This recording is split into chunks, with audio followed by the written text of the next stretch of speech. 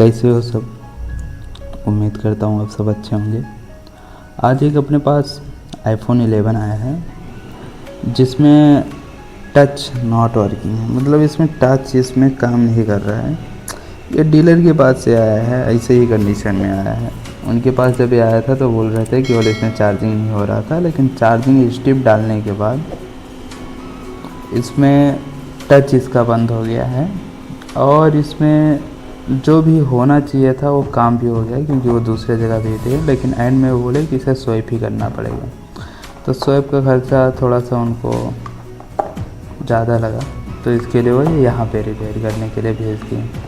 इस पर CPU हो चुका है, इसका टच का कनेक्टर वगैरह चेंज हो चुका है, ग्लू वलू कटा आप देखे ही कि हो चुका है। तो इस पर एक बार चेक करेंगे क्या है कैसे है, क्योंकि हर चीज़ तो इस पर हो ही गया है। CPU भी हो चुका है, GR का सीन भी ख़त्म है, फिर भी ऐसा क्या है कि इसमें जो टच काम नहीं कर रहा है। एक बार फ़ोन को ऑन करेंगे, ऑन करिए, इस पर देखेंगे क्या है क्या नहीं। इसमें टच का ही है कि और कुछ है, देखते हैं। एक बार फ़ोन ऑन होने तक का वेट करते हैं। फ़ोन ही ऑन हुआ है, एक बार आया। ऐसे जब मैं तेज़ से इस पर टच कर रहा हूँ तो ऐसा लगता है हाँ थोड़ा सा ये टच काम करने की कोशिश कर रहा है, लेकिन ये कर नहीं पा रहा, क्योंकि जैसे देखने से ऐसे जब मैं टच कर रहा हूँ तो थोड़ा सा ऐसा लगता है कि हाँ कुछ कोशिश कर रहा है, ऐसा ही है।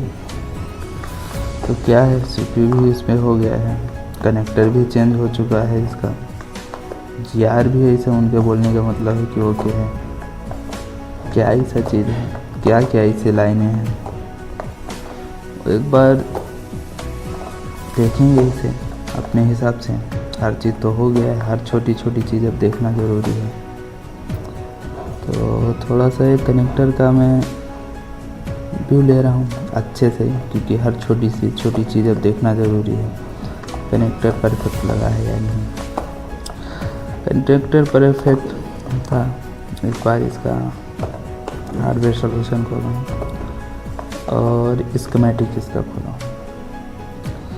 इसमें 2 लाइन पे सबसे ज़्यादा इस पर फोकस करेंगे। एक तो clock PMU2 touch 32 kilo ohms की जो सप्लाई बनती है वो, और दूसरा इस पे रीसेट की लाइन, क्योंकि हर चीज़ तो इस पे GR तो हो ही गया है, लेकिन GR हम भी लेंगे ऐसा नहीं है, लेकिन इस पे 2 लाइन में पहले ही बोल रहा हूँ, इस पे ज़्यादा अपना ध्यान देने वाली चीज़ है, क्योंकि इतना तक हर कोई टेक्नीशियन कर लेता है GR लेकर उठाना उगरना वो। तो इसके लिए 2 लाइन पे ज़्यादा अपना हो रहेगा। तो एक बार ये साइड में लगा रहा हूँ, लेकिन ये अच्छे से दिख नहीं रहा है।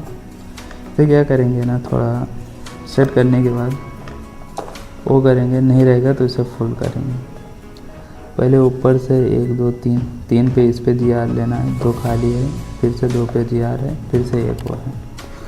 तो इस पर पहले GR लेते हैं अपने हिसाब से, वो तो GR लिए हैं। इस पर भी GR है, इस पर भी, इस पर भी है, ये तीनों पे GR था। फिर से 2 खाली है, ये 2 के बाद फिर से 2 पे GR है, ये खाली है, फिर 2 GR है। तो ये दोनों खाली है, इस पे भी GR है, इस पे भी है, फिर एक ये खाली है, खाली है, तो इस पे भी वही है, इस पे भी GR। उसके बाद इस पे वही लाइन अपनी ये है क्लॉक की, जो कि 13.2 नहीं 32 किलो हर्ट्ज़ की सप्लाई इस पर बनती है। लेकिन इस पर अगर मैं GR ले रहा हूँ तो ये GR इतना ही आना चाहिए, GR ओवर है। इस पर इतना GR नहीं आना चाहिए, दोनों साइड में हो गया हूँ जो इस पर आ रहे हैं। लेकिन इसको थोड़ी देर के लिए वो है, ये कि डाउट में लेंगे कि हाँ इस पे है, और कनेक्टर की मैं GR लेता हूँ कि सब पे आ रही है GR या नहीं, क्योंकि ये तो अपने को मिला है जो कि क्लॉक वाली यही 32 किलो हर्ट्ज़ की सप्लाई जो बनती है, उस पर 3000 मिली वोल्ट की समथिंग उस पर आ रहे हैं। मिली वोल्ट बोलो या GR बोलो, GR का मतलब ग्राउंड रेजिस्टेंस होता है, और मिली वोल्ट ये सब जो होता है मिली वोल्ट ही रहता है, वोल्ट को वो रहता है, लेकिन थोड़ा सा इस पर अगर देखें तो 33.2 ओम्स की इसमें रजिस्टर लगी हैं। तो रजिस्टर को एक बार चेक करेंगे क्या है, कैसे है, कहाँ, यहीं पे रजिस्टर एक बार चेक करेंगे। यह देखो, इस पर अगर ध्यान से देखो तो ये 30.2 किलो ओम्स में है और उस पर कितना है 33 ओम्स में है। ये रजिस्टर ओम्स में है और जो इसमें लगा है या वो है ये 32 कुछ का है, किलो ओम्स का है। तो मतलब कहाँ ओम्स कहाँ किलो ओम्स, मतलब ये रजिस्टर या तो बढ़ गया है या तो रजिस्टर ये गायब हो गया था, उस पर वो करने के बाद ये ऐसा हुआ है। तो ये रजिस्टर को निकाल के इसे शॉर्ट कर देंगे, क्योंकि कुछ ऐसा नहीं है, समझो 0 ओम्स का ही वो आएगा। 100 से नीचे का जितना भी रहता है आप शॉर्ट कर सकते हो, ठीक है। उस पर रजिस्टर कोई भी रहे 100 ओम्स से नीचे का कोई भी उसमें शॉर्ट कर सकते हो। तो इसमें जो लगा था इतना किलो ओम्स में लगा था, जबकि इसे नहीं होना चाहिए था इतना। एक बार इसे शॉर्ट करेंगे, उसके बाद इस पर GR लेंगे या उसके बाद इसे डायरेक्ट चेक करेंगे कि क्या सीन है क्या नहीं, टच काम किया या नहीं किया। उसके बाद भी अगर नहीं रहेगा, नहीं करेगा, तो ये 32 किलो हर्ट्ज की जो सप्लाई बनती है वो DSO से इसे चेक करेंगे कि इस पर बन रही है या नहीं। अगर बन रही होगी तो ठीक है, और अगर नहीं बन रही होगी तो PMU को चेंज करेंगे या पावर को चेंज करेंगे, ठीक है। तो एक बार तो ये अपना जंपर लग गया है, उसके बाद इस पर फिर वही डिस्प्ले कनेक्ट करेंगे और डिस्प्ले कनेक्ट करके इस पर वो करेंगे कि टच में कुछ रिस्पांस हुआ है या नहीं हुआ। ये थोड़ा सा बॉल इस पर थोड़ा सा बड़ी बन गई थी, जो कि टच लगाने में दिक्कत होती, तो इसे थोड़ा सा छोटा कर लेंगे। अब इस पर फिर से वही डिस्प्ले लगा के इस पर चेक करेंगे कि हाँ इस पर अब टच इस पर काम कर रही है नहीं कर रही है। अगर इसके बाद भी अगर ये नहीं करेगी तो इस पर सीधा वही करेंगे, DSO से इसे चेक करेंगे कि इस पर 30.2 किलो हर्ट्ज की जो सप्लाई बनती है टच को काम कराने के लिए, फ्रीक्वेंसी बोलते हैं इसे, तो फ्रीक्वेंसी उस पर बन रही है या नहीं। अगर वो नहीं रहेगा तो अगर यहाँ से काम किया तो लेयर को इसे है फिक्स करेंगे और कर देंगे, नहीं किया तो इसे वो करके यहाँ से GR। वैसे मुझे वो उसी पे केवल एक डाउट मिला, ऐसे में तो CPU करने की ज़रूरत नहीं थी जिसने किया। ये देखो टच ही अपना ये काम कर रहा है और अच्छे से ये काम करना है, वही चीज़ वही हो। बस क्या था उस पर रजिस्टर जो था वो ओम्स में था, और जो उसमें या तो वैल्यू अपनी वो बढ़ गई थी रजिस्टर की, या तो छेड़छाड़ में या गायब हो गया रहेगा, तो उनको शायद 33 ओम्स के जगह पे वो किलो ओम्स में डाल दी। इसके लिए शायद ये ऐसा प्रॉब्लम या जो भी रहेगा मुझे पता नहीं। तो ऐसा है, छोटी छोटी चीज़ें हैं जिस पे ध्यान देना ज़रूरी रहता है। अब लेयर को रिवॉल्व कर लेंगे, इसमें कोई बहुत बड़ी चीज़ नहीं थी मेरे ख्याल से। अगर GR का अगर सही नॉलेज अगर होता तो शायद CPU रिवॉल्व करने की ज़रूरत नहीं थी। आदमी अब क्या करते हैं कि GR उनको मिल गया, समझ गए कि हाँ इतना ही आना चाहिए, लेकिन GR का भी थोड़ा सा नॉलेज होना ज़रूरी है, कहाँ पे कितना आना चाहिए। मुझे इस पे GR पे ही डाउट नहीं है, इसके लिए मैं GR ये लेयर को मैं रिवॉल्व कर दूँगा, जो भी है इस पर पहले से इसे जो पहले का PPD पेस्ट लगा है उसे डिसोल्व करूँगा अपने सोल्डर से। उसके बाद इसे क्लीन करूँगा मैं, क्लीन करने के बाद इसे रिवॉल्व करूँगा। रिवॉल्व करने के बाद इस पे जो भी है देखेंगे क्या है क्या नहीं है।